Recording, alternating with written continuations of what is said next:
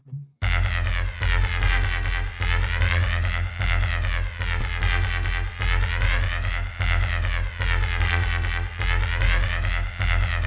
boy is dangerous.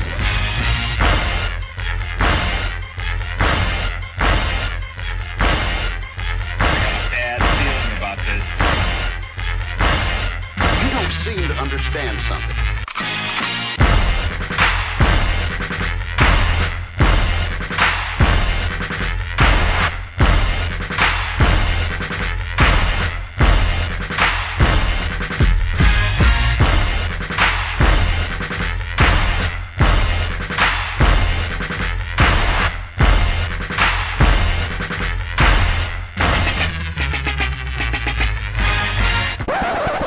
The thing that I like most about being a dad is that I see that I'm about to impact the world.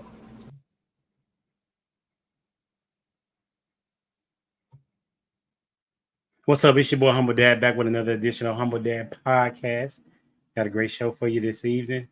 Why? Because I said so. Just as usual, we're going to come with our perspectives, obviously, and we're going to provide answers and solutions to some of the problems that we have in relationships. And one of those things is conflict. How do you deal with conflict, and how do you resolve conflict? And we have some people that are going to talk about it. And this is part 2. So if you haven't seen part 1, go check it out. And the person that wasn't there, that should have been there, we're going to go with Tamia. And the question of the day, Tamia, is where do you see yourself in 5 years? Okay. In 5 years, I see myself as a woman in her 30s, so thriving in my womanhood. I see my family in a beautiful home. I see myself coaching and empowering girls and women, especially of color, on a large scale, and with my own coaching business. So working for myself, essentially, and financially free. I don't want to owe anybody in 5 years. That's where I see myself. Okay, that's what's up. I appreciate you being here as usual. Hey, welcome to the stage. None other than Mr. Brandon. What's up, Brandon? What's going on with you, HD? I'm good, man. Do you ever get excited, or you just your excitement is your laid backness? This is me. This is how I get down, man. Oh, okay. Yeah, I'm laid back. Got you. My oldest son is like that. Like, dude, are you excited? Yeah. He's like, yeah, I am. Like, you're not doing no smiling or nothing. It's lit. What you got on the question? For me, in 5 years, I see myself married, a kid, one kid and a possible. I see myself much further along in my business. Probably have at least 3 people working under me by then, and living a good life with my wife, traveling, having a good time. That's what's up. So when you travel, you gonna take the kids also? No. Or y'all gonna do the traveling before kids? Both. All right, that's a bit. Travel before and then leave them little kids behind. Add traveling to mine. Yeah. I want to travel. Mm-hmm. Okay. That's a bit. Hey, we're gonna welcome to the stage Mr. OG himself. Lost in translations. What you got, homie? What's going on, Humble Dad? How you doing today, sir? I'm doing well, man. I see that you enjoyed your Cowboys winning yesterday. Of course I did. Yeah. Yes, I did. Yeah. Most people did too. Most of America probably. They're more Cowboy fans than most of anything. Indeed. What you got on the question? You said, what did I say myself in 5 years? Yes, sir. Developing this space, man. There's so much growth that we can enjoy, man, and develop. I always tell people, man, we the new TV, man. You know what I mean? We come in with the new, we bringing the new flavor. You know what I'm saying? So there's so much more that we can do with this space and develop and to network and to do something that has never been done before. The sky is basically the limit for us, man, and I'm looking forward to that. I really am. That's what's up, man. That's short, simple, and straight to the point. And then the guy that always has the answers.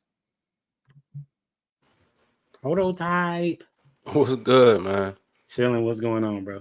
Man, where I see myself in 5 years, staying on the path, man. I've been on a good journey, just being more consistent. I really don't want to change. More golf. If I could add anything, more golf. So Oh yeah. And what you golf pretty regularly? yeah, probably like 3 times a week, maybe. Oh, that's what's up. Yeah. I wish I So could hoop that much. You know what I'm saying? That's the thing that I want to be able to do is to in 5 years be able to go play basketball. In 5 years I'll be 50 though, right? But I'll still be wanting to hoop. why can't you hoop now?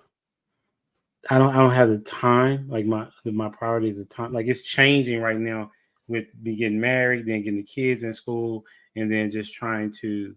I will be able to probably another couple, say couple months, but just trying to get my schedule together to be able to do it because it's a lot at one time Traded in hooping for golf. huh? I traded in hooping for golf. Ah.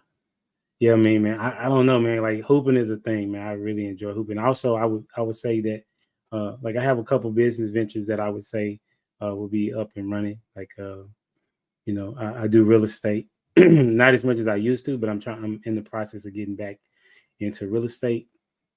Then I have a moving company that I in Texas anyway, DFW. So I have a couple drivers that move for me. Trying to get that on pace. And then also with my wife, she has a makeup school. So hopefully that, not hopefully, but the goal is to have it to where it's operating by itself, if you know what I mean. And then 5 years, let's see, I have a kid in college. Yeah, I have a kid in college.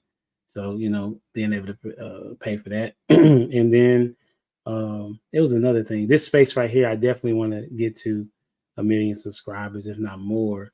Because I really believe that I have one of the dopest shows on the platform because we give answers and it's not a lot of arguing trying to get to those answers. You know what I'm saying? And getting back into delivering the word like I used to. Like I used to teach a lot, teach the scripture a lot more than I do now. So I got a lot of goals. As people, one lady, she asked me, was I Jamaican? I said, like, no, my mind works like that.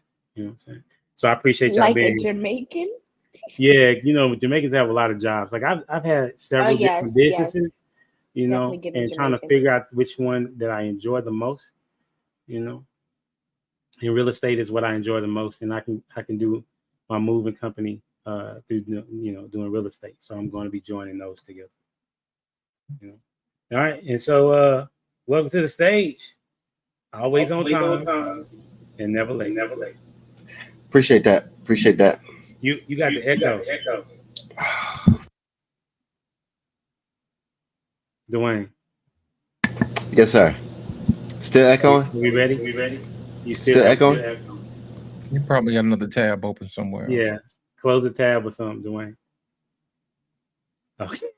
It didn't happen until you came on the screen, bro. I love you, man. One day. But when you go on mute, it's fine. And it only echoes when somebody else speaks. Like it don't echo when he speaks. Correct. So we'll try that, or you may have to go out. Okay. So I'm not gonna say nothing, and you can answer the question. What are you planning on being in 5 years? Not echoing. Still echoing.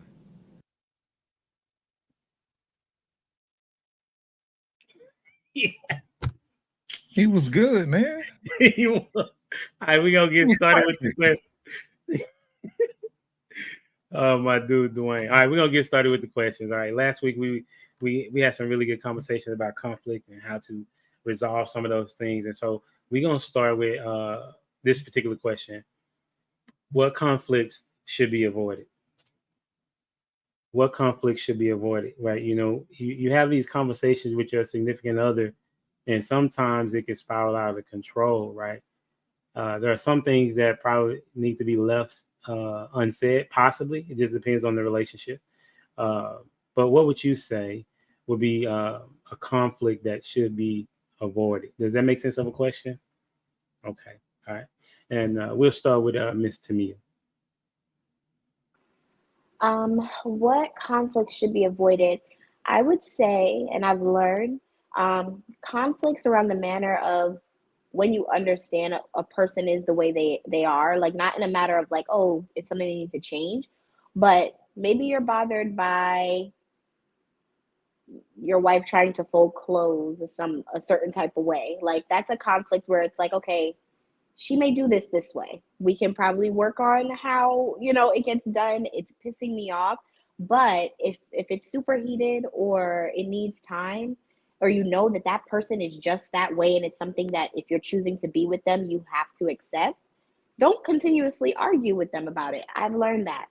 If you know that's how the person is and that's a part of them that's not going to change, avoid conflict from the moment you realize that. All right, cool. Who you got?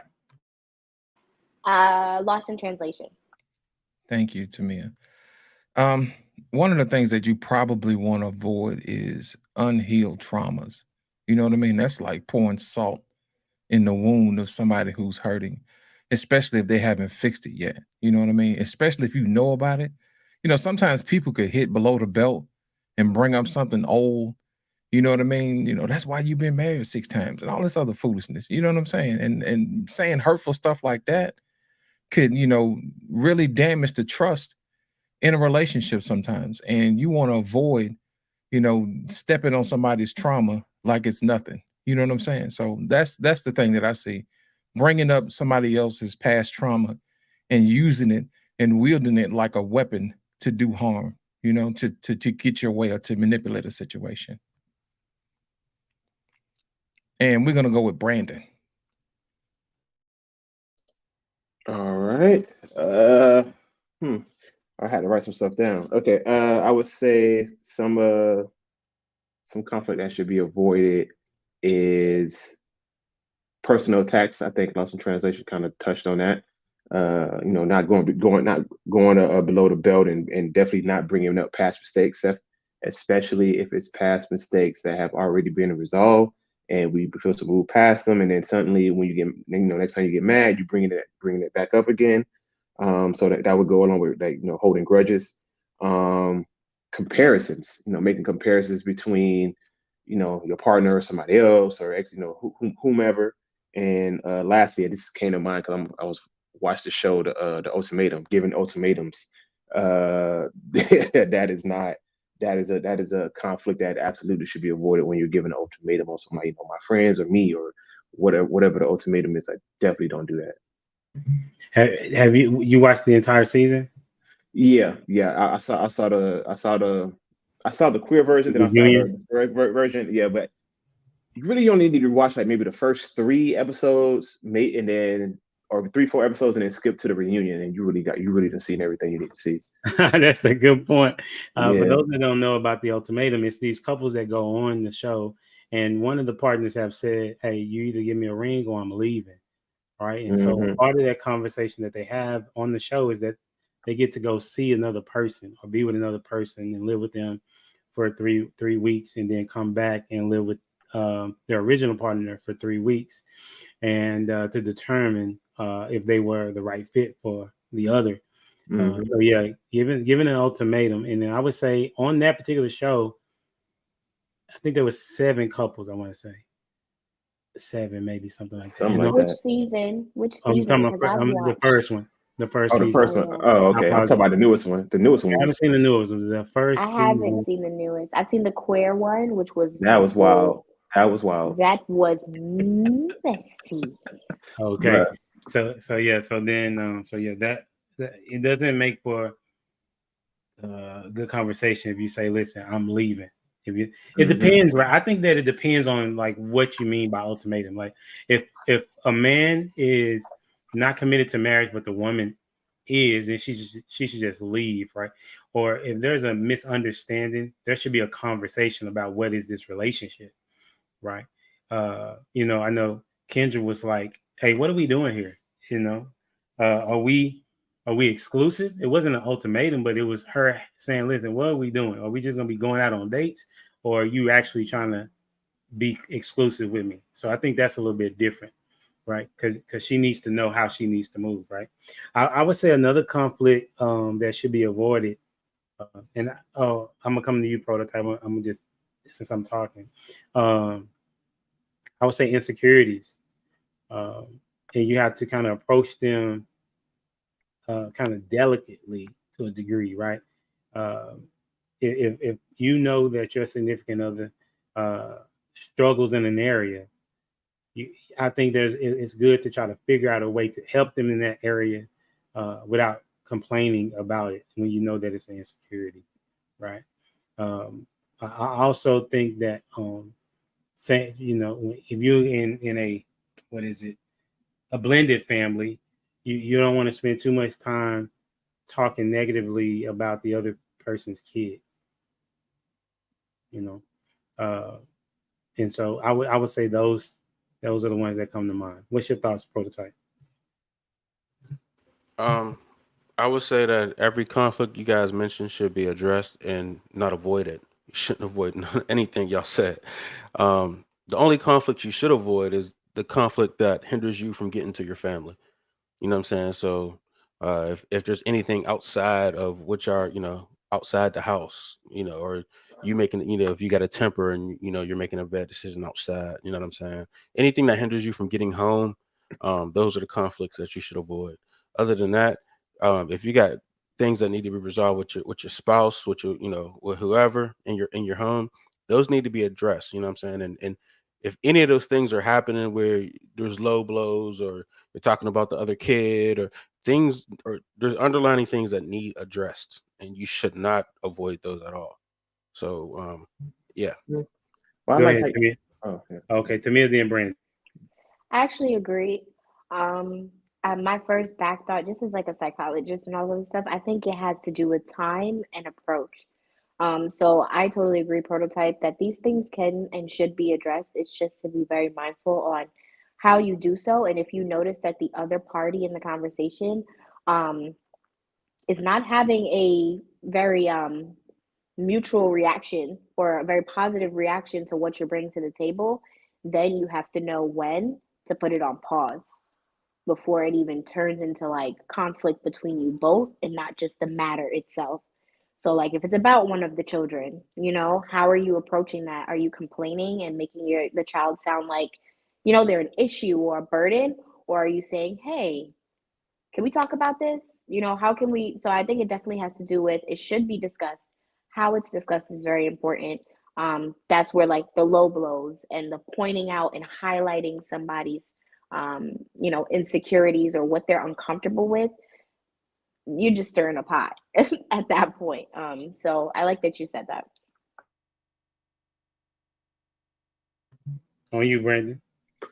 Same thing. I'm pretty much mirroring what you said. Like I agree with what Prototype said in a sense, but what I guess what I'm speaking of is avoid it in the sense of, like, I don't go there. Like if you're at the point where you're giving ultimatums, you've missed a step. You missed a few steps.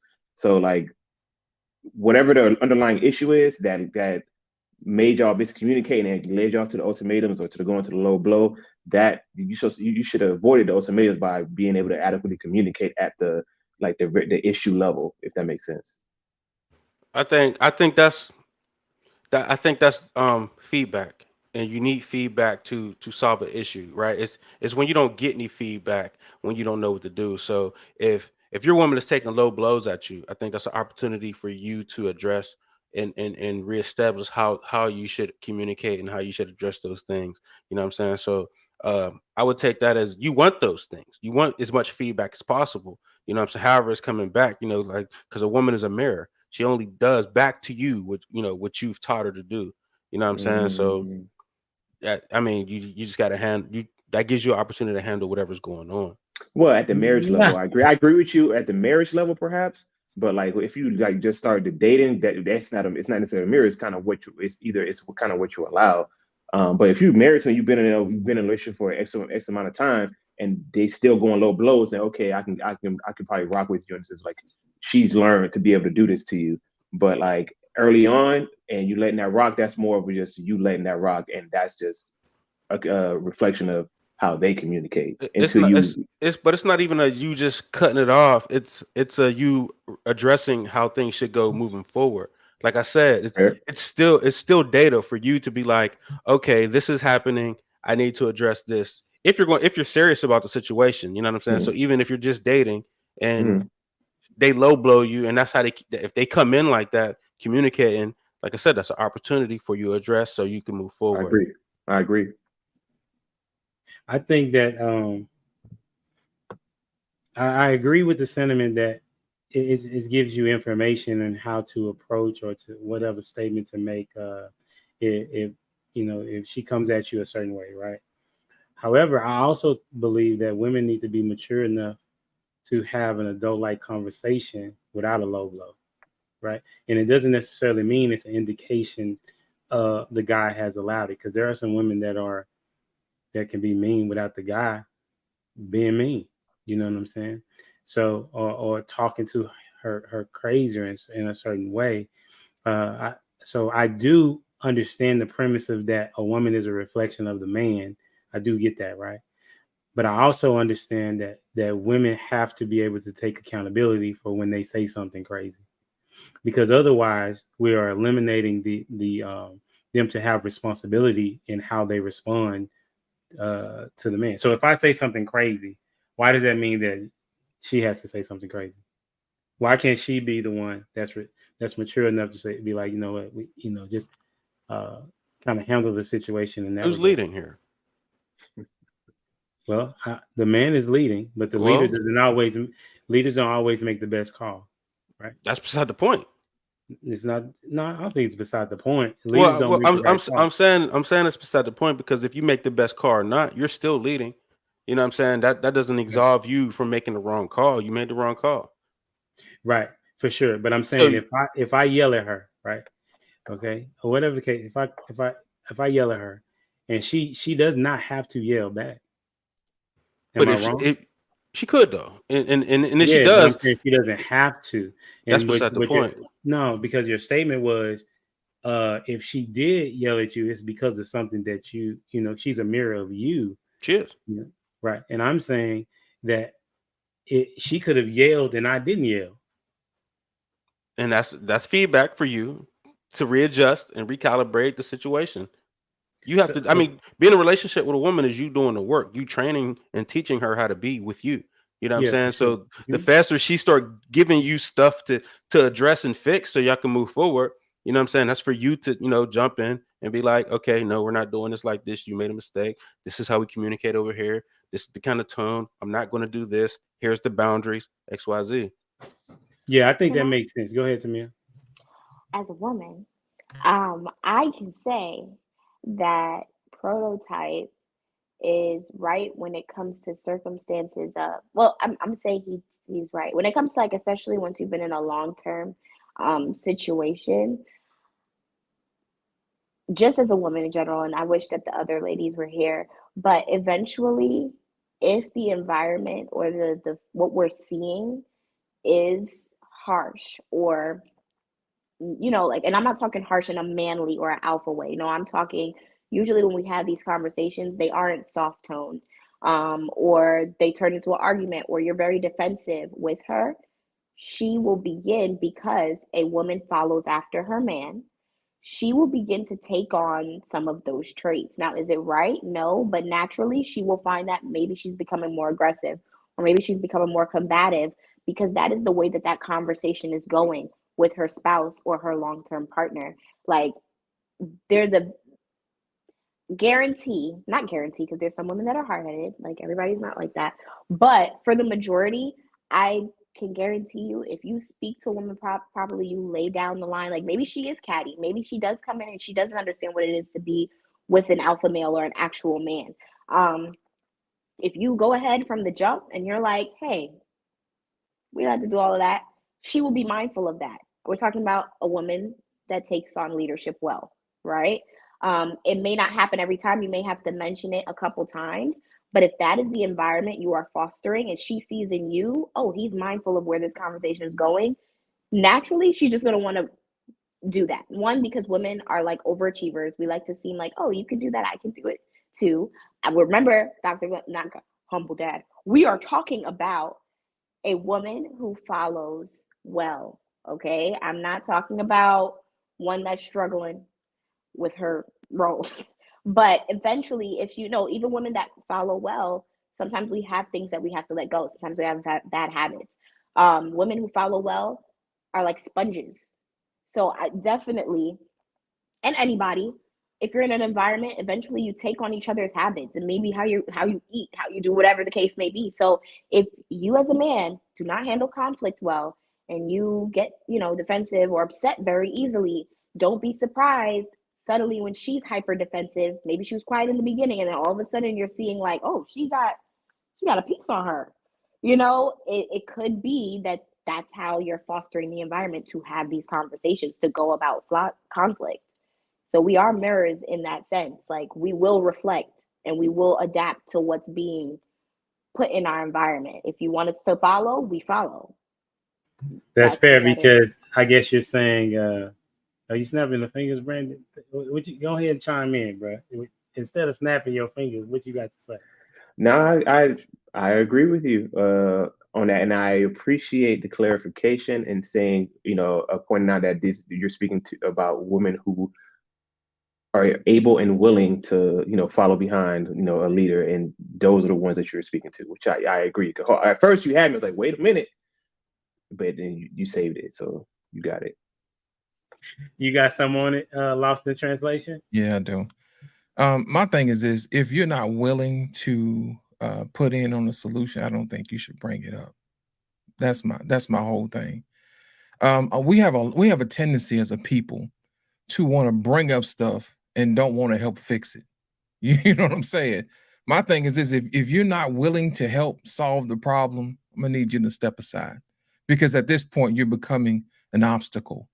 And when certain people have obstacles, either they go through them or around them. And I would hate for you to be on the other end of how they decide to handle that obstacle. Now, as far as other situations are concerned, if it's something that is in the past and there's nothing you can do about it, you can learn from it. Okay. And then going forward, you ask them, hey, if you were confronted with this situation again, how would you handle it differently? See, a conversation like that should lead somewhere, and it should be constructive. You know what I mean? You should want to build from that situation. But a husband is always supposed to lead with wisdom, and he should always want to make sure that he handles his house appropriately. You know what I mean? It's one thing to say, hey, I run the house or whatever, but if you don't ask people questions, hey, what can I do for you? You know what I mean? That's going to be a problem, because people are not going to trust your leadership if you don't have their best interests at heart. And what you'll find out as a leader, people will protect you because you're protecting them. You see what I'm saying? Sometimes your protection is not always up front. Sometimes it's secondary, tertiary to what's going on. But my thing is this: if you're always trying to solve a problem without, putting in on it or whatever, then I think that's going to be an issue. And people don't respect people who always have opinions but don't have solutions. I always tell people there's two types of people in this world. There's people who point to the problem. There's people that solve to the problem. And I will hope that everybody would be the latter. That's good. Go ahead, Tamia. I love that. I love that. I love it. I love it. Why? Because a lot of people are not privy to that concept. They are very quick to say, oh, well, you want me to be honest with you and you want me to, communicate with you. They think that's communicating. And that is not, like, communication does not stop at, I'm able to tell you what you're doing. That's pissing me off. If it is a healthy environment, conflict is going to happen, but it's like, are you really down for me to be better? Do you really want to get over this hump? Because they can call out whatever it is. And then as soon as it's like, okay, what would you like, for it to be better? Or how can I change this? Or where did this happen? They're resistant to put in on that. And then that's where I think the conflict grows, because now I feel like, or now this person feels like you're just calling out my flaw. They may feel that's where the insecurities come from. You're pointing this out to me. You know how to say everything that is going wrong. But then when I want to be better, maybe because I wasn't aware, not necessarily I'm fighting back, like, that's not right. That's not, no, you tap out. So I really like that you put that up there as a thought, a think piece, because a lot of people feel like, okay, yeah, I can point out conflict. I can definitely point out where you need to be better, but it doesn't feel helpful if you're not willing to really sit down and talk to that person and say, hey, this is what I'm seeing. Let's try to figure out how to help, especially if you have to exist with each other. Like, especially if you have to exist with each other, for sure. That was good, and I kind of think this leads us into the next topic, because we all know that conflict is going to happen, and so how we handle it is definitely what we're going to talk about. But the question is, how can conflict be healthy in a relationship? How can conflict be healthy in a relationship? And we'll start with our prototype. Well, I kind of already spoke on it, right? It gives you feedback. You know what I'm saying? It gives you the opportunity to, mold things how you need them to be molded.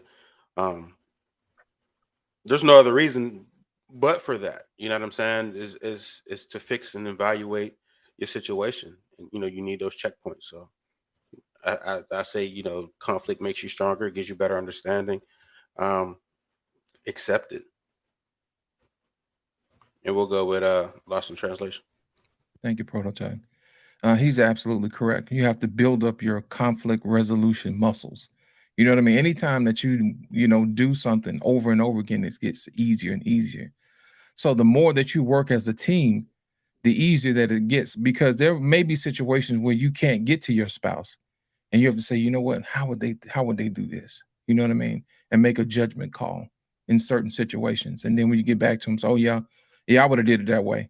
You know what I mean? So the more you do something, the more that you exercise those conflict resolution muscles with your partner, then the cohesion of you as a unit becomes better, because that's the whole purpose, is to be equally yoked in that particular situation where you have the same mindset. You really become one when you think the same. Now, we do have our different talents and we do have our different geniuses that we draw from.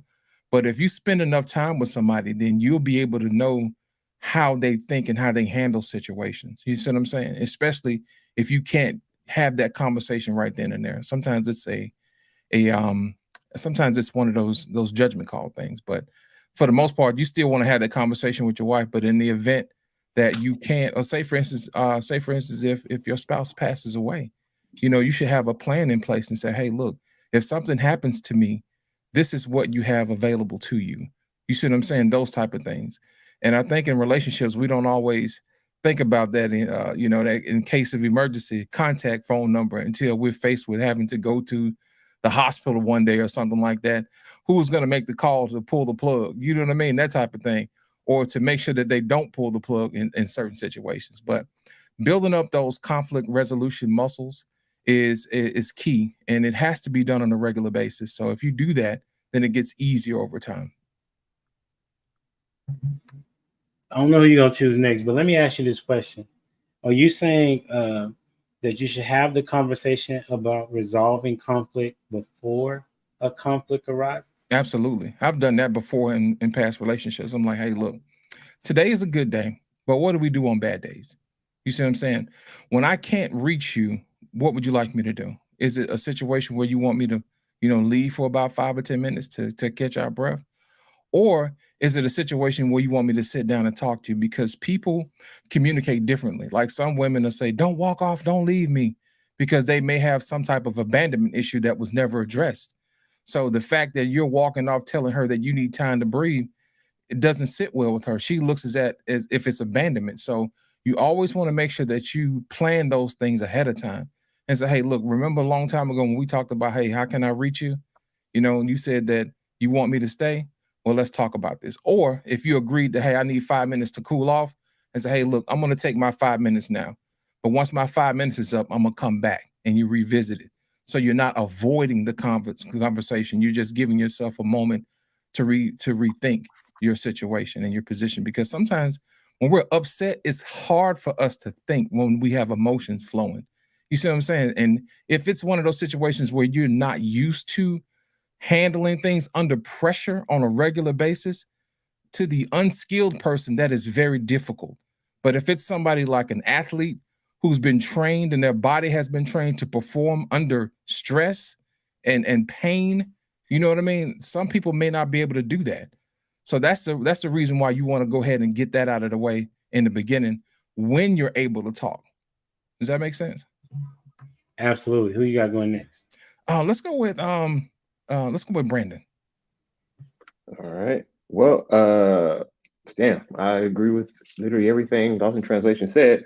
But one thing I said, actually, I think it was the title of one of our podcast episodes. We called it "Conflict is Inevitable. It's gonna happen. You can't dread it, run from it. It arrives all the same." To use Thanos' words here.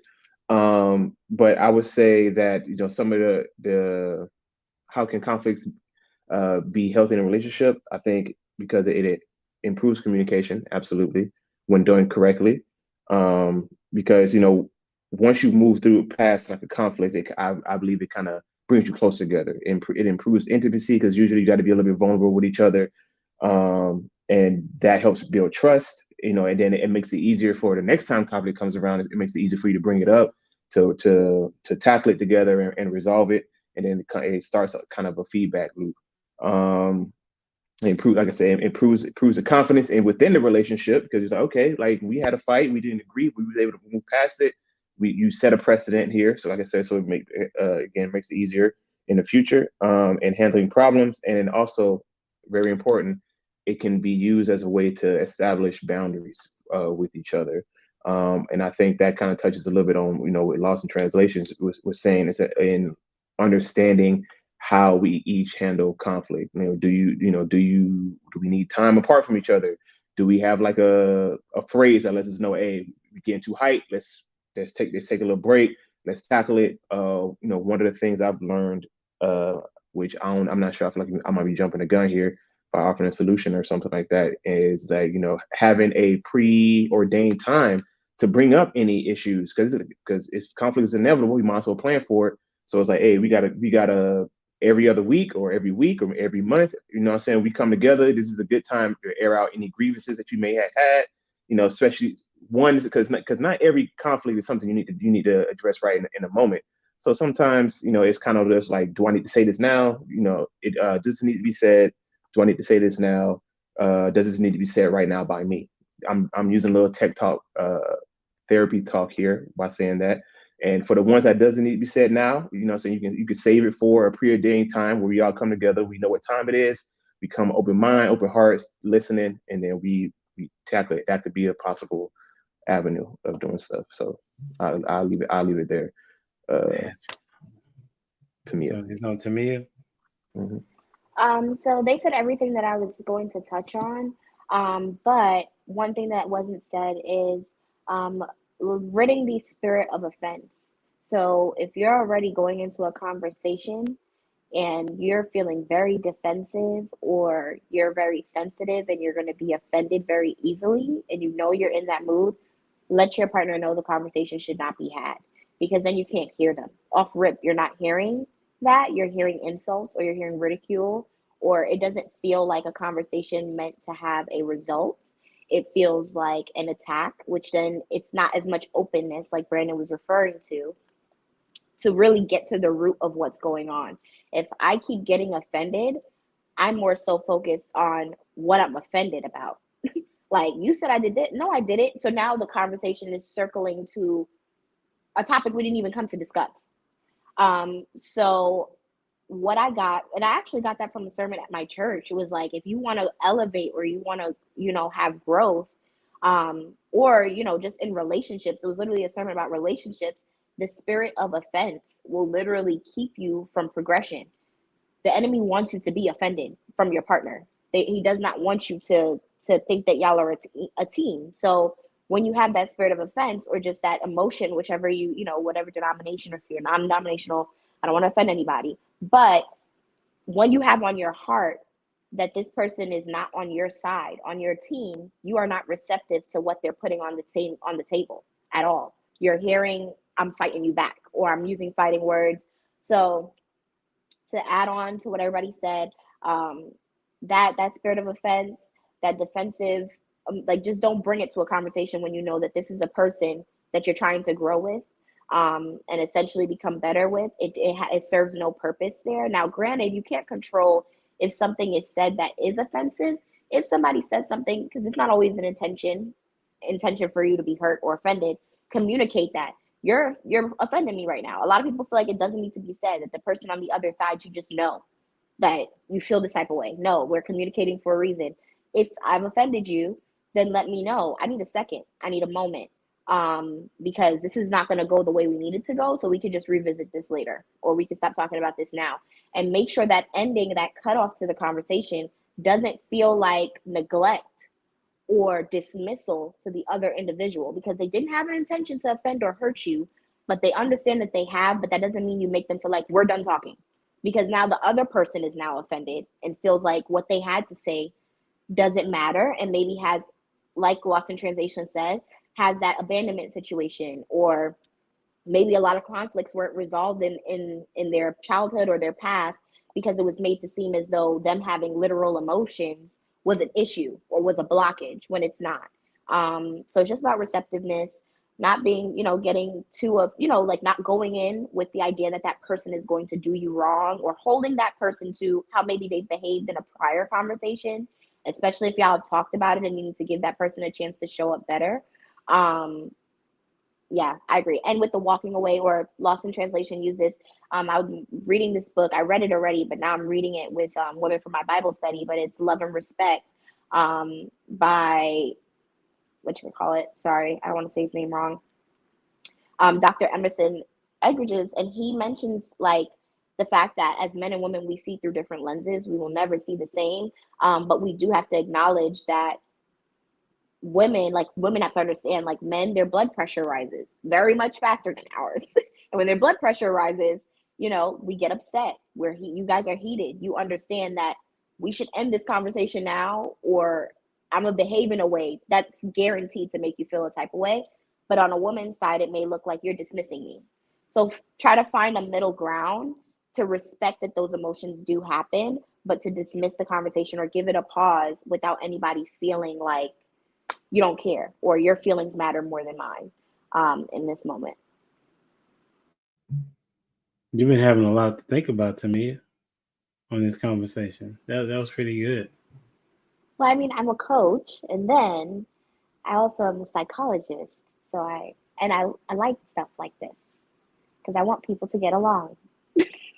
Oh, like the time that when we was working together, you wanted to get along. I told her. I said, I'm not here to fight you, honey. This one young lady, man, that Tamia was in charge of, she felt like Tamia was not her boss. And so she would do whatever she wanted to do. She really bullied me for a day, let's be honest. Yeah, in front of people. Yeah. Tried it. She did try it. And I texted you. If I text you, and I said, listen, it's getting real hard. Yeah. It's getting real hard, and it's in public, and it's but so much I'm gonna let it go. So are you in the building? Yeah. Because I can't. Had to come in early that day. Yeah. Yep. Yeah. Yeah. So and we had to resolve that conflict, right? And sometimes you might need to get a mediator if the two of you cannot come to a resolve that is beneficial for the both of you. I know Prototype is the type of guy is like, listen, I'm gonna solve this because I'm the man, and we're gonna get this together. We don't need no outside forces. Ain't that right, Prototype? You actually have somebody come and mediate? No, I'm not saying I'll have somebody come and mediate. It's because I'm the man comment. But I want to solve the problem. That's what I'm saying. Okay, hold that thought. I want Dwayne to come in because I got a question for what you just said. Dwayne, thank you. Glad you made it. The question that we're talking about right now is how can conflicts be healthy in a relationship? Oh, conflict is necessary. You have a first and foremost relationship is your relationship with yourself. I think your mic kind of low. Oh yeah. Let me fix my gain. Oh yeah, let me turn that up. Am I echoing? Oh, that's good right there. All right, cool. Oh yeah, no, conflict is good, and I think one of the primal conflict that we have, I know me personally, a conflict with myself. So as for that, like sorting things out with yourself, some people love themselves too much. Some people don't like themselves. So that's a balance in which it has to be met. And shoot, based on that, based upon your outlook on yourself, is how you're going to look at others and interact with others as well. So conflict is good, and I like resolving conflict within inside myself. So even like Matthew 7, where it talks about hypocrites, right? You have to be able to, before you go out there pointing your fingers at other people, you first got to look introspectively and see what you got going on first. So I think conflict is good, starting at that point. But then inside of a relationship, conflict is the allowing yourself the ability to grow. And I think the best way is to be able to have healthy conflict. And I think that's with any healthy relationship is being able to navigate and maneuver through those. Because shoot, interpersonal conflict. If there was nobody else in this world, you'd be good. But just the fact that there's one other, let alone millions of other, that's going to be opportunities for conflict. But then that's also opportunity for you to be able to manage those conflicts with those people. But specifically inside a relationship, though, it is vital. It is vital to be able to engage and actually, I say embrace those conflicts as an opportunity. Some people stray from it, but I look at it. I'm not sitting there as like waking up with, hey, ready to fight, but I'm not waking up ready to like, oh gosh, here we go again. Like we got to be able to be willing to face those. So let me ask you this question, because Brandon said this. He said, schedule conflict resolution like a date night. What you think? Like, what do you think about that? Dwayne? Date night, like y'all trying to get like I don't. Like y'all gonna have a conversation. Brandon can probably explain a little bit better. Yeah. But this is what I got from it. But go ahead, Brandon. Well, it's pretty much like you have an agreed upon like day. Let's say I don't know, the last Saturday of the month where you say, hey, this is resolution time. Like if you have any issues, anything you feel like that can help improve the relationship, any irks, any icks, anything that came up, this is a good time for you to kind of air them out in a kind of a judgment free. Like we're going to address it. We're going to take it seriously. We both agree to it. You know what I'm saying? And we go from there. Oh man, see, I like that. So my father-in-law hit me with something the other day, which I thought was wonderful, right? It's along the lines of those. It's like meetings. You should have like let's say like a weekly meeting or just meetings, schedule meetings. But I wouldn't say just necessarily for conflict. It can be, but then for the way that he even said it, he was like, I don't know what business is out there that they don't have like some kind of weekly or bi-weekly meeting. And I was like, oh, you know what? That's true. So like, I think from a standpoint of just like a getting together to be able to discuss what is going on, it doesn't necessarily even have to be conflict. Those things should be hashed out. But one thing about myself is I want to address conflict ASAP. There's some people that are able to let that joker go on for a while. I don't like that. I personally don't like that. I need to be able to resolve that quickly. Now, knowing my wife is one who wants to, hey, let me go ponder on that. I'm like, all right, clock has started. I'm like, you got 15 minutes. She's like, no, I need more than that. But I'm like, how much you need? Because we got to get this resolved.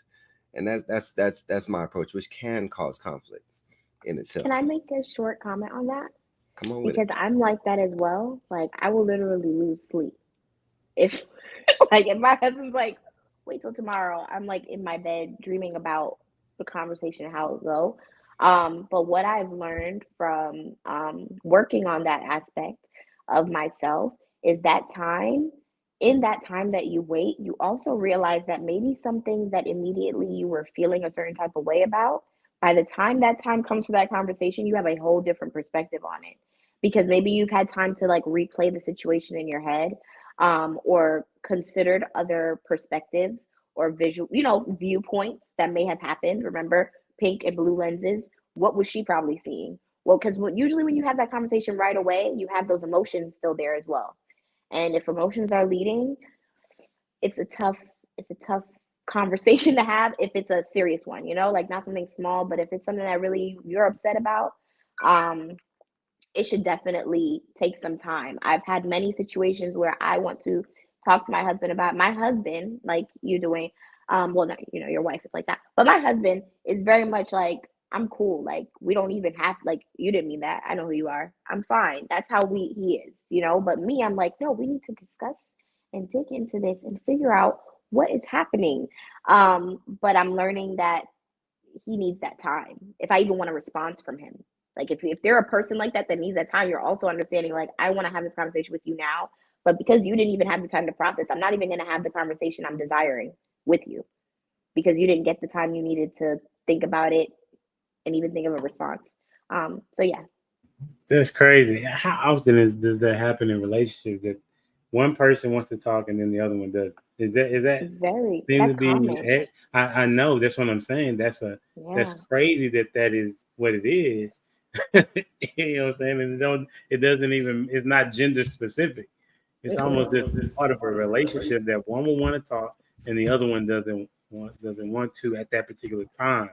And so how do you deal with you as an individual that wants to communicate at that time because you want to get it over with, deal with the person that doesn't really want to talk about it? So this is my question, that it come back to you, Prototype. How would you navigate your spouse not wanting to resolve conflict?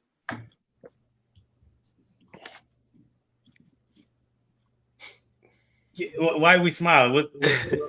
What? Tell me, bro. I mean, because I already know what you're gonna say, but you know what I would say.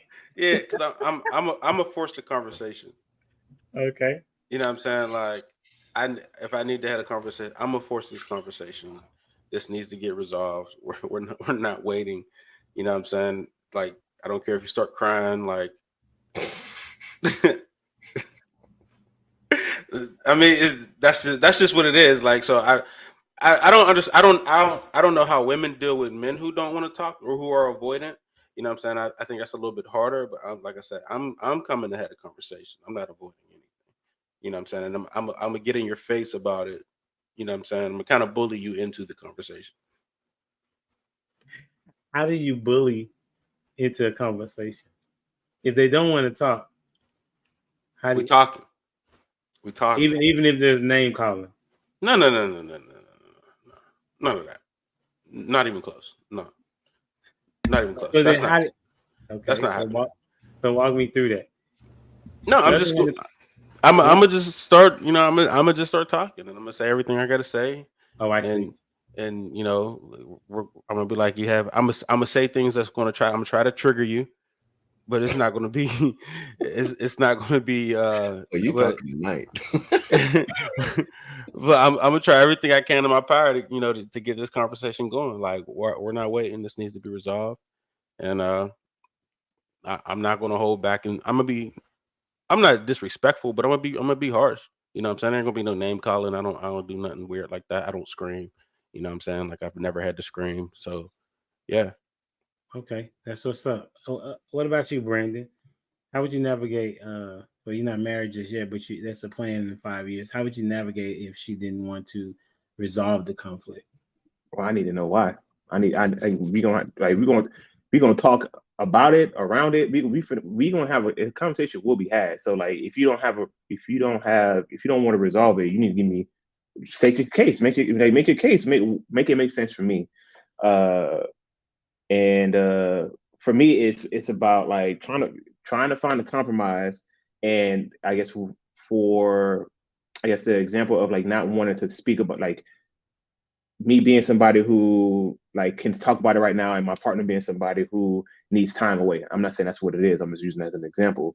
I think like a good compromise is that we got to put a time on it. Like, you need time. Tell me a time, so that way I know that this is like on your mind. This is something that you are willing to come back and have a conversation about, and not on someone.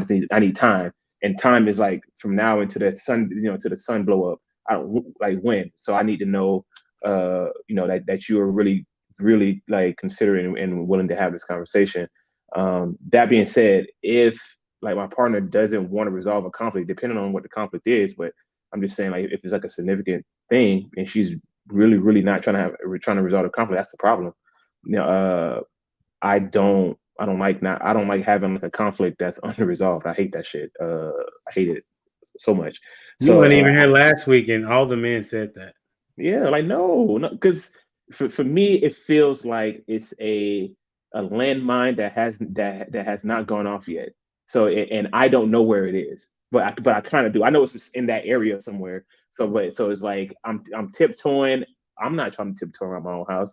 I'm not trying to tiptoe around my own woman. I'm not trying to do all that. So we need to figure this shit out, or something gonna have to change. Something gonna have to happen. I'm leaving here with something. That's what's up. What you got on it, Tamia? So I'm the only lady here, and y'all all said that we're gonna have this conversation. But when a woman is like, no, we need to talk now, it goes completely different. We're nagging.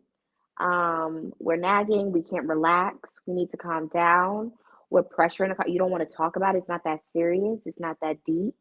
But we're having those same landmine emotions, if not humongous landmines.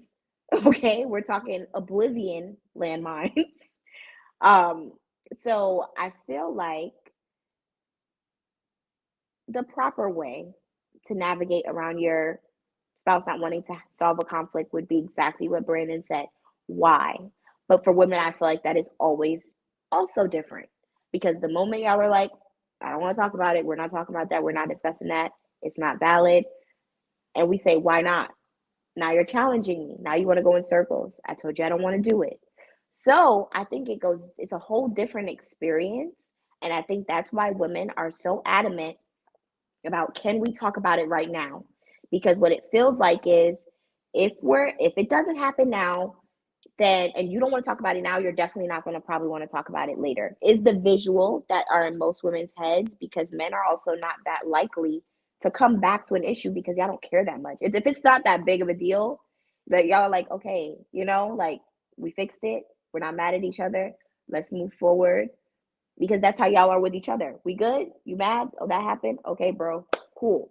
So we don't want it to go into a space of like, it doesn't matter as much as it should when it needs to be discussed. But when we do try to say, hey, no, this is serious, can we talk about this now? It turns into, we're not listening and we're pushing on you to have a discussion, which granted, we can wait the time, but then there also is a big gap with many men where they don't provide that security of knowing that the conversation would be returned to. So then women start to press and they're like, no, please, like, let's talk about it now. And it's more so a fear of like not being heard, because we're already in a position where we kind of get, I don't want to say permission, but we honor your space and the fact that y'all are men, that you have other billion things going on in your head. So now it's like, if it's something I really care about and it's bothering me, I know if I hold this attitude, that's another issue for me.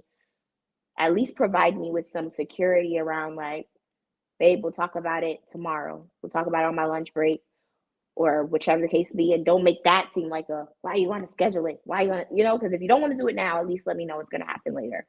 But yeah, totally different experience for women. I would see that. We're gonna ask the men the question: what would some advice be for a woman in that scenario? Who wants to speak on Lost in Translation? Have you I got you. Yeah. Normally, if you ever notice, the person who doesn't want to have the conversation is the person who doesn't want to be held accountable. So, with that being said, how you fix that is, if you're the person who is asking the questions, you should offer help, because that actually adds a little grease to the wheel to move forward with holding that person accountable. Just say, hey, look, I really want to have this conversation with you, but I'm not really sure that you're open to it. I just want to let you know up front that I'm willing to help with whatever it is that you need to open up with. And generally what happens is, once people understand that, hey, their intent is to actually help the situation and solve the problem, and not so much as, hey, I got you this time because you got me last time, then that takes on the conflict takes on a different tone. You see what I'm saying? If you come to the table with the spirit of helping, then that other person actually is more open and more receptive to open it up about what the problem is. That's a good take. Tamia got something she wanted to say. But Dwayne, what you gonna say? It's rare. Yeah. Go ahead to me. It's not long, but it's just like that's rare that you like, at least with my age group, like that's rare that even when you sit there and you're like, I want to help, I want to talk about it, people are not nice and they don't want to talk about anything that seems like it's going to stress them out. So what do you do about guys that are simply like, maybe it's an ego thing, maybe I don't know what it is, I'm not a man, but it's literally like, no, I just don't want to talk about it. Like I don't care what you want to help me with. I don't, especially ones that are detached emotionally. So now it's like, you want to help me, how you gonna help me? You make You it know? a habit. Here's the thing, Yeah. you make it a habit. You know what I mean? You can't expect somebody to open up to you when you got a track record of closing off and name calling when they open up to you.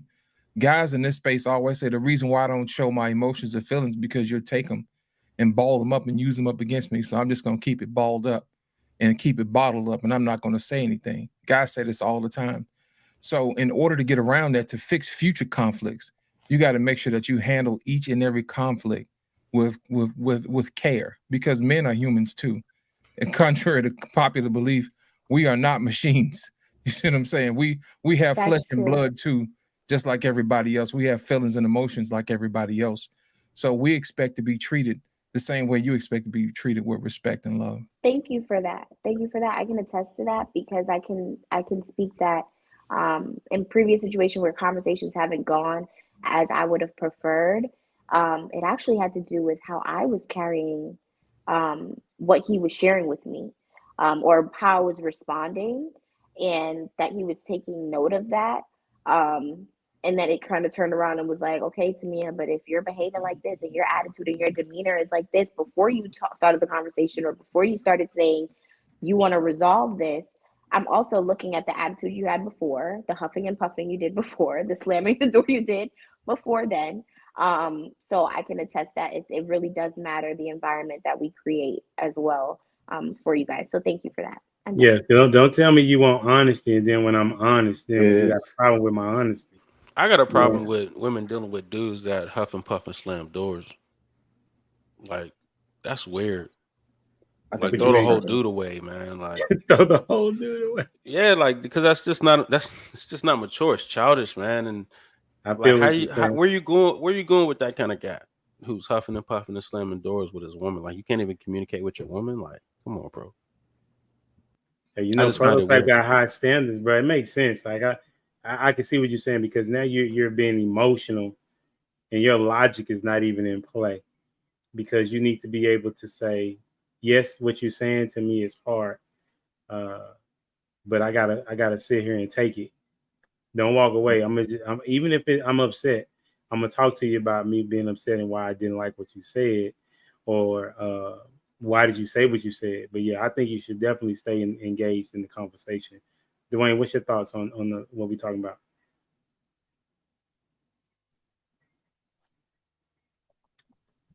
Never fails. It never fails. Yeah. Earlier we were talking about how opposites attract. That's how I summed it up. Like, opposites attract. But I think for every turn up, there's a turn down.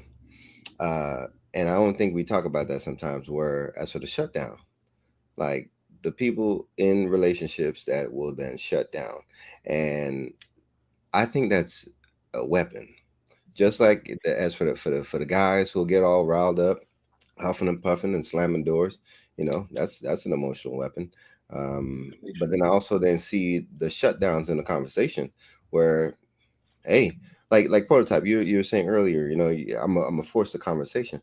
Well, the antidote, or the antidote to that is just to shut down. I'm here, but I ain't hearing nothing you're saying, like that. And I think I've experienced that, where the person you're talking to, they emotionally shut down and they don't hear anything that you're saying. You could be speaking from the heart, but they just don't hear anything that you're saying, because that's what they choose. And I think those are things that people, you know, like have from a childhood, and because they're unable to handle those conversations, they'll shut down. Just in the same instance where on the other end, they'll just get riled up and get angry. So instead of getting riled up and angry, the opposite of that is just chilling out and shutting down. And I think both of those are unhealthy. I think in order to have a constructive conversation, you both have to be actively participating in that conversation. You have to be actively listening, and then actively being willing to hear what is being said to you, no matter how much it may hurt your feelings. And man, you have to be able to develop that, like that relationship. Lost in translation, you were saying make it a habit. And I think some people make it a habit that whenever things do get difficult, Brandon, you said landmines, right? You were talking about landmines. So those landmines may be those sensitive, tender areas in your life in which those people are trying to hide and hold. They don't want to face those areas. Those landmines is, as soon as you get close to it, they get defensive. They may not even know why they're getting defensive, because they don't even know where they put the landmines over there, and they expect that you should be treading over there. And I think we have to be open and honest and think about, again, why it is that we behave the way in which we behave. Whenever those things come up and someone touches on something and it's real tender, why is it tender? I think sometimes we don't want to address that. And I think, including myself, I catch myself sometimes where my wife will want to talk about something. I'm like, hey, not right now. I catch myself doing that.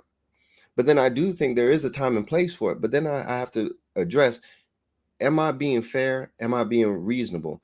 Better yet, whenever I call timeout, that's how in our marriage class, that's what they said. It's healthy to call timeouts. But if you call a timeout, you got to be the one who calls time in. And in that time in, you can't let it go for days. You have to be able to say, hey, I love you. Let's pick this up this evening and set a time. So like Brandon, what you were saying earlier, as for a schedule, hey, let's set a time in order for us to then pick this back up, because sometimes, hey, we do need that time. Sometimes, hey, as for men, we can get emotional sometimes. But whenever we recognize that and be able to say, all right, hey, let's find some time to pick this back up, I think those are healthy as well. And the same instance for those who do shut down, like something's happening, give me a moment, let me process this, and we can pick this up in a few minutes. And I think those are healthy things, healthy triggers that we can notice in ourselves, but not use it to be malicious towards our partner. I think that's what typically happens. We use it as we're that dog that's backed up into that corner, and once we're backed up into that corner, we want to bite. And I don't think that's healthy. And I see that a lot. That's one thing about me, is like when I see people with like hot buttons, I want to push the button. You know what I'm saying? But you know, it's more of a, like the way you said it, like, why is this a trigger? This shouldn't be a trigger. Let's disable it. You know what I'm saying? So it's more so of how could because I don't need people with hot buttons around, because you just never know when that thing's going to accidentally get touched. It's going to blow up a whole situation. We're trying to be delicate. I like to think of it like a scary movie where you got to be quiet. Like, you know what I'm saying? Like, you can't be in here, oh, I'm scared of the dark, and the killer outside. You know what I'm saying? No, you need to shut up, and we need to get past this situation. So you can't have this scared of the dark button. We need to disable it. So, I mean, that's my thing, though. Like, when I see people with like triggers, I want to disable the trigger. I want to get to the bottom of it, like right now. You know what I'm saying? And I do it. I might be one of my problems. I don't think it's a problem. I think I'm healthy because I want to do it. But a lot of people don't want to face it, though. And that's the frustrating. That's the frustrating part for me. Yeah. And it sounds like where healing can take place, though, right? Like if there's something that triggers me, or something that, like, I was telling my wife the other day that I had an insecurity about something, right? And I said, listen, it's not you. Like, it's just me. Like, it really bothers me. You know what I'm saying? And I don't know why, right? But I'm letting you know that it does. I'm not trying to get you to change what you're doing. I'm just letting you be aware of that. This is an insecurity that I have to fix, you know? And she was very receptive and understanding to that, right?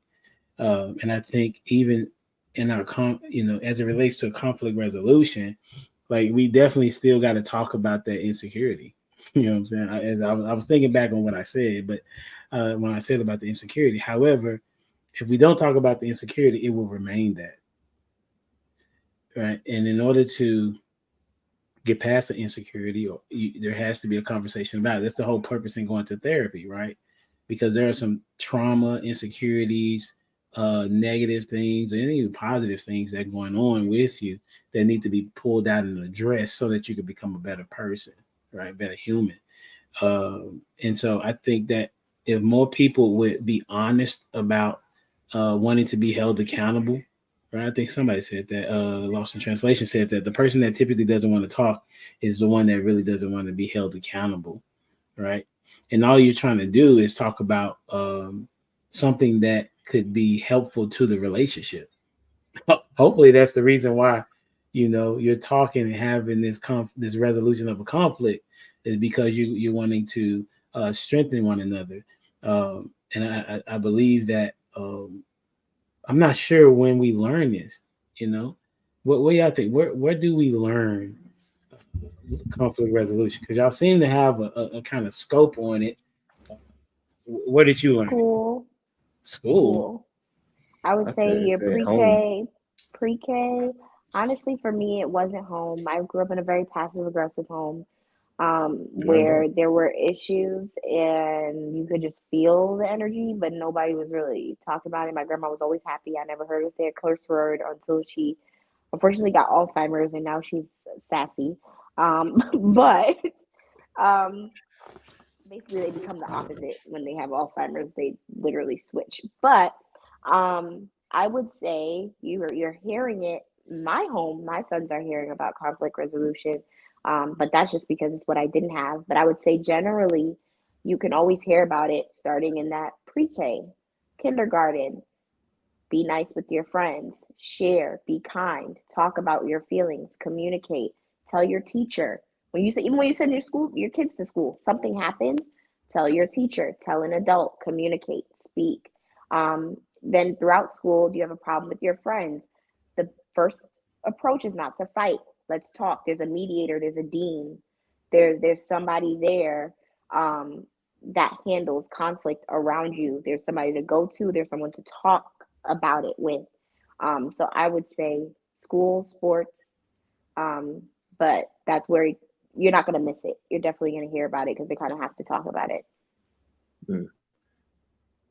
Well, I would say I think it starts at home, but in general, I think experience teaches you how to manage conflict. Because just because everyone has managing conflict ability, it's just is it good or not? People have terrible conflict management ability. People think I can bully my way to all it's everything. A conflict happens, I'm gonna buck up, I'm gonna get physical, and that's work. They may have worked for them for as long as it's been working for them until it doesn't, or maybe it always works for them. I'm saying that just like I think we learn it starts at home, and then as we go through life, we learn that hey, I wanted to be physical, and then I got my ass beat. All right, then physical maybe not gonna work. No, it's not gonna work in this situation. Let me adjust. Let me try to do something different. Yeah, and I just think it's just the more you interact with people, learn more. You pick up some skills here and there, if you're in a place to be able in a place to do so. Because not everybody, unfortunately, takes the right lessons from it. A lot of people. So there's a lot of people. I think too. We were talking about shutting down and what was the other one? Like slamming doors. I think Prototype was saying like he hates that when that happens, especially out of a man. It's a type of manipulation, and for them that it is a conflict resolution style that has worked for them. It is a manipulation. I shut down. I'm gonna keep doing it because it's worked for me. When I shut down, people stop trying to bring shit up with me, so I'm gonna keep doing it. That's how I resolve my conflict. When I slam doors, people come to me asking me how I'm feeling. Oh, you good? I ain't mean to make you angry. I like that. I'm gonna keep doing that. That's how I manage my conflict now. Yeah, I'd agree with that. That's where I'll also agree to me on what you said. As for it does start at a young age. Like Jackson, my youngest, three. Sometimes I'll hear him doing it, just hollering, And I'm like, hey man, use your words. Use your words. Like the first thing you want to do is, you know what they say, the one who pounds the desk and yells the loudest is the one who's typically right. No. You gotta use your words. You gotta be cool, calm, and collective. And you know, even with my son, Daniel, the way he reacts, he might be right as all get out. I had it first, this, that, and the other, but then I get on him.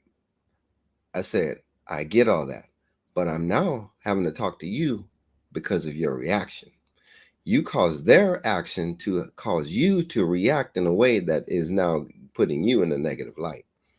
Therefore, I'm having a conversation with you and not with them right now. So as for whichever one of the siblings, I'm gonna come in and I'll mediate the situation, but then I'm going to then let you know, hey, you handle this correctly or you handle this incorrectly. And as for that I want you or my children to be able to extract the most out of life the right way. So Brandon, what you were saying as for manipulation, oh man, spot on, man.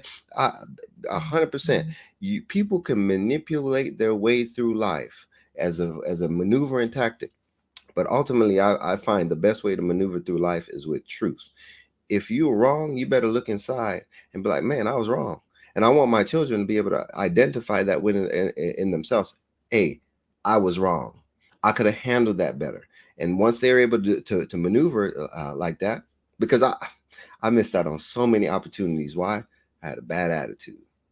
Bad attitude. Missed out on a lot of opportunities. So as for with my children, whenever I see them behaving in a particular way, I want to let them know that you can get what you would like, but you have to go at it a different route. And in that is through your approach, through your actions, how you are reacting to how other people treat you. And then ultimately I get that from the Bible and how that's supposed to then look like, what that's supposed to look like.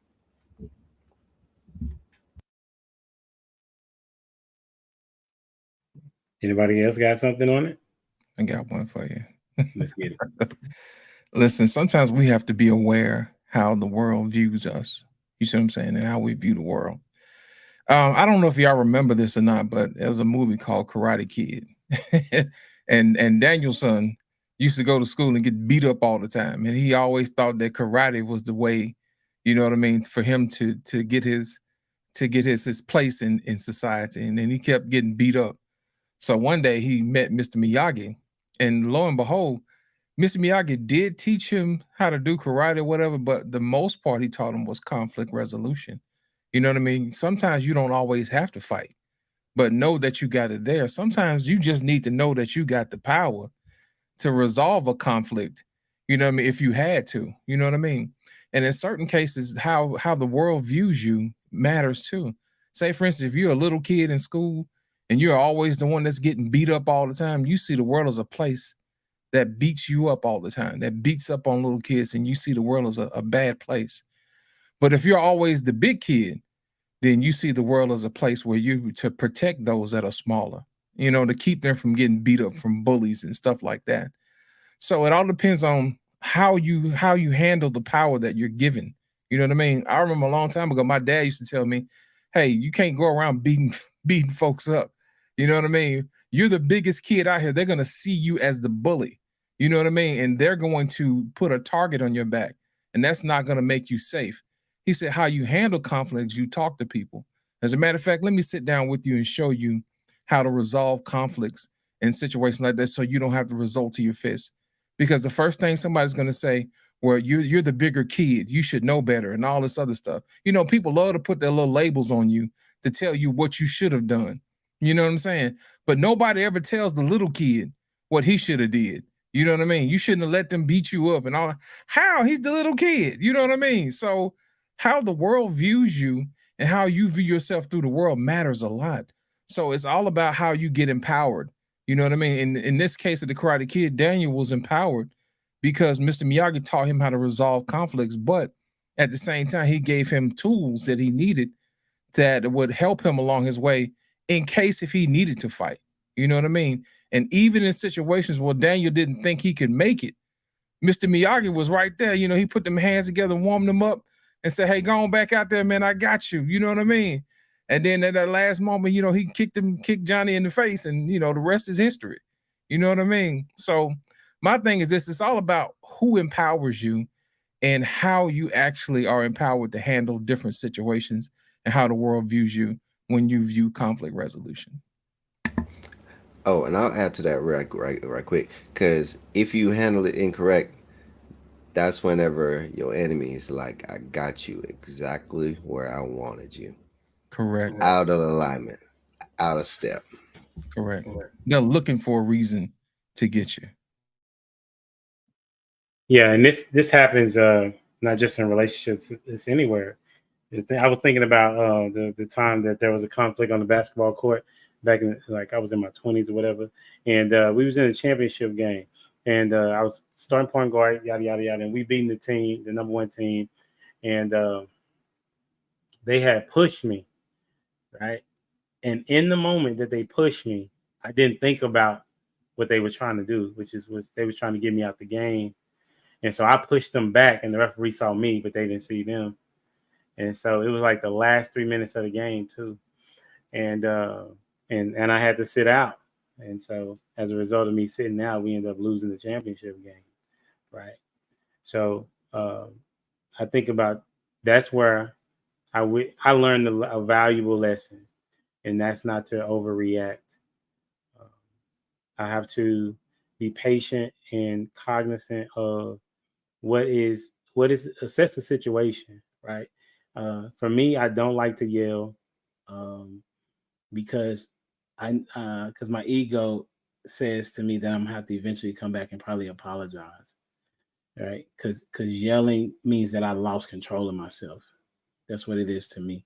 And so if I've come to a yelling point, that means that I don't feel like there's another resolution, and we all know that yelling is not the best resolution, right? And so so that's where I learned it, on the basketball court. You know what I'm saying? And then as I've been married, definitely learned it even more, because having to converse with somebody that is coming from a different perspective than you, and you don't plan on leaving, you know what I'm saying? Like that ain't what it's gonna be. You know what I'm saying? I'm here. Then it's like, okay, I gotta figure this out, right? So that's part of the reason what the conversation is, because I realized, especially talking to Dwayne and some of my other buddies that are married, and then being in this space, they don't really talk about how to resolve conflicts. Maybe I'm wrong, but it doesn't seem like they talk about that. They talk more about the problem and not how to resolve the problem, you know? And so I appreciate y'all wanting to resolve the problem. And the last question of the evening is, how do you remove emotions from conflict resolution? How do you remove emotions? Because if somebody says something to you that you don't like, it's very possible that the initial response, like I said, was to jump fly, because I didn't really like it. That happened to, matter of fact, the other night, where my wife said something to me, and I reacted in a way that I shouldn't have reacted. And if I would have just took a moment to hear what she had to say, then I may have responded differently. So how do you remove emotions from conflict? I'm gonna say the only thing that's coming to my mind is time.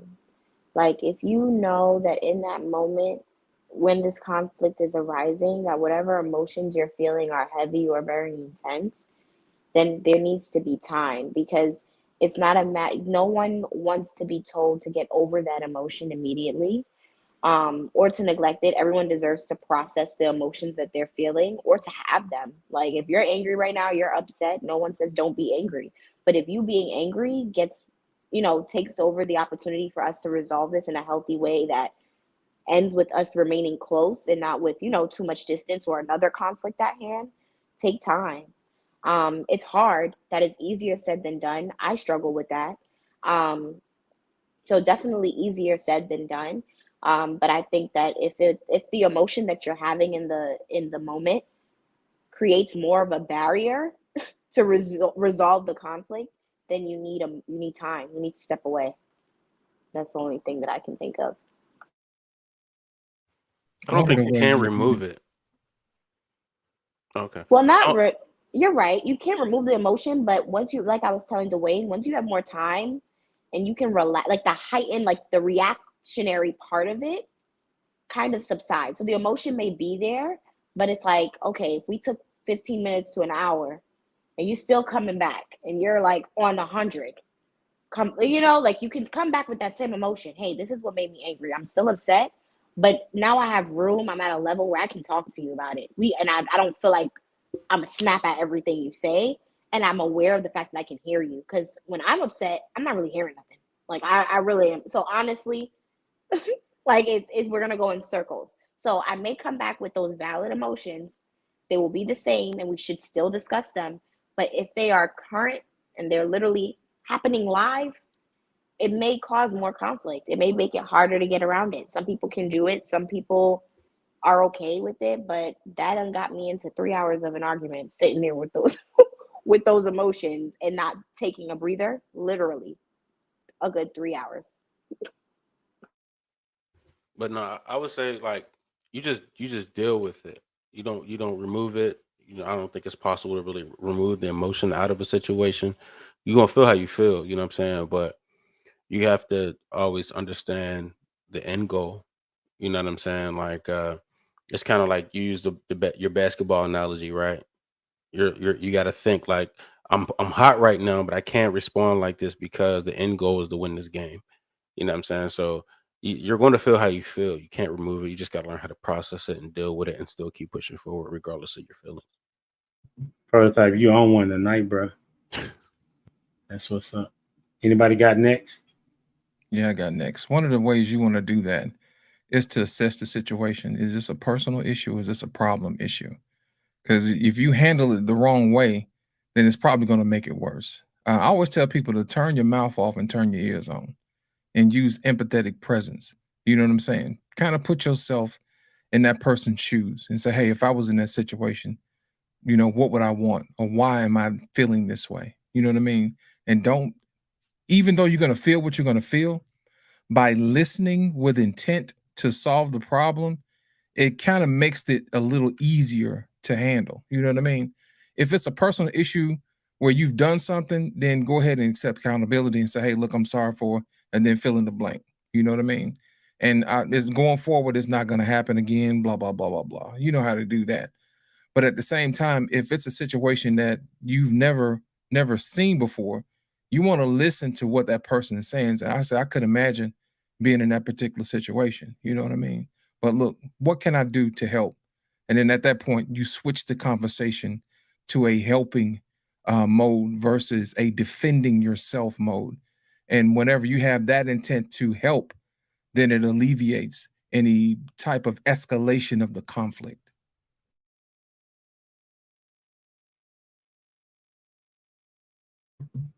Anyone else before we get out? Yeah. So I think how do you remove emotions? I believe it first starts with yourself. You got to have a control on your emotions in the situation, and that's easier said than done. But I ran across something the other day. Someone was talking about an interview they had with Mike Tyson, and it says, how do you feel when people criticize you? And Mike Tyson responded, whenever I feel like I'm somebody, I'm really offended by it. But whenever I remember I'm nobody, it's okay. And I thought that was fire, absolute fire, because we get all up in arms because it's like, do you know who I am?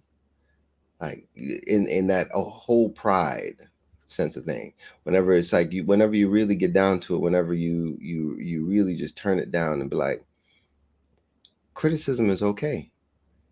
And once you reflect on it, hey, that's what you need to do. And that's what, to me, what you say, taking the time to actually reflect on what is being said to you. And because the lack of, or people having the lack of the ability to take that time to consider and think about what is actually being said to them, I think that's a lot of the problems. And I'm very much guilty of it. because I'm ready to shoot back. Boy, I won in the chamber. I'm ready to shoot back. But then it's like, man, just chill out. And I think once you become less prideful, the only outcome then is to be more humble. Get him, HD. That's what's up. Brandon, did you want to say anything for Prototype? No, man. I think everybody's been pretty spot on. I agree that it's impossible to remove emotion from any situation, especially when it's conflict. We don't have any control over how we feel. We only have control over what we choose to do with those emotions. So I just think that the best thing we can do is try to create space between how we feel and our response to it, so we can communicate it to the best of our ability, to our partner. So that's the best we can do. That's what's up. It's been another phenomenal show. Appreciate y'all time and energy, and and also responses to the questions. All those that are watching now and later, make sure you subscribe to the channel, and also subscribe to all those that are on the platform. And if you have any questions or concerns, put them in the chat or put them in the comment section.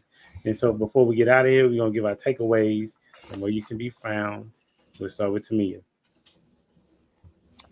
My biggest takeaway from this conversation was just being mindful of the environment that you set for these conflicting conversations. So how are you showing up? Are you making this person feel safe to have this conversation? And then are you being fully aware of how you're showing up in the conversation as well and maintaining yourself? You can find me on Instagram and TikTok at the Coach Mia, and on YouTube at Tamia Lester.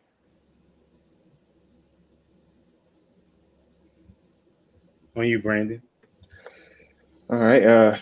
My takeaway from this is mindfulness. Just being mindful of yourself and how you're feeling, and also being mindful of your partner as well. That's definitely a big part of that equation when it comes to resolving conflict, and how important it is that both people when the conflict are trying to resolve it. It doesn't work well at all if it's only one person here trying to resolve it and the other person is just not. So I think it's very important to, as a big takeaway here, is to make sure that both people are on the same page, in the sense of we're trying to make this relationship successful. And in order to do that, we have to be able to move past conflict. We have to be able to move through conflict together. That being said, y'all can find me at the Buffet Podcast on IG, and you can find me at the Buffet Podcast with Brandon and Ciandra on YouTube. We drop videos every Wednesday. The audio drops every Monday. You can find it on Spotify, Apple Podcasts, and everywhere else y'all find it at. I appreciate that. Lost in translation.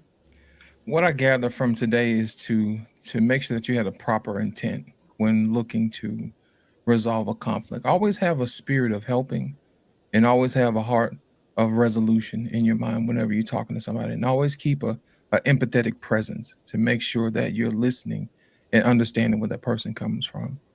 I can be found on YouTube at Lost in Translation Podcast. I can also be caught on Sir Hell Speaks on Super Sunday. I'll be hosting that. And also can be found on Black Man Unfiltered's channel on Talk That Talk Tuesday, and also at the Barbershop on Friday. Thank you so much for having me again, Humble Day. And also you can find me here on Mondays as well as a home. Thank you so much for having me. Absolutely. Appreciate you once again. Prototype, it's on you. You ain't smile as often as you usually do. I don't know what's going on. Maybe that it was a serious conversation. You know That's what I'm saying? true. You did well, bro. No, but I guess my biggest advice I could give out is avoid conflict that is going to prevent you from going home. So always make it home to your family. You can find us at Prototype Dad Podcast, man. We're on iHeart, YouTube, Google, Spotify, everywhere. So Prototype Dad Podcast. That's what's up. On you, Dwayne. Yep. For me, emotion is natural. But just like the Bible says, you can be angry, but sin not. So it's a lot about your reactions to other people's actions. So controlling that the best that you can. You can find me, DwayneJonesPhotography.com. That's what's up. My takeaway is planning the conflict resolution. I don't think I've ever done that before. I've always been reactive instead of proactive, I would say. Talking about this is what I would do if I was in a certain situation. If we begin to argue, this is how I would like to handle it. This is how would you handle it? If we were to get into a heated debate or whatnot. I think that was very good. So that was my takeaway. And as always, you can find me here on Humble Dad Podcast. Instagram is Humble Dad Legacy. The goal of the day and always is to make sure that I'm better than I was the day before, and to also to change the generation of people to understand that marriage is a good thing. All right. And so it's been real. It's been fun and all that jazz. And until next time, we out here. Deuces.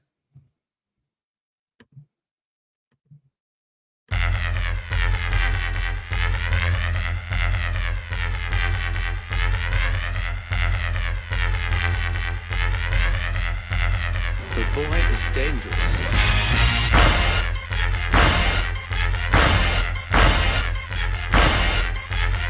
Bad feeling about this. You don't seem to understand something.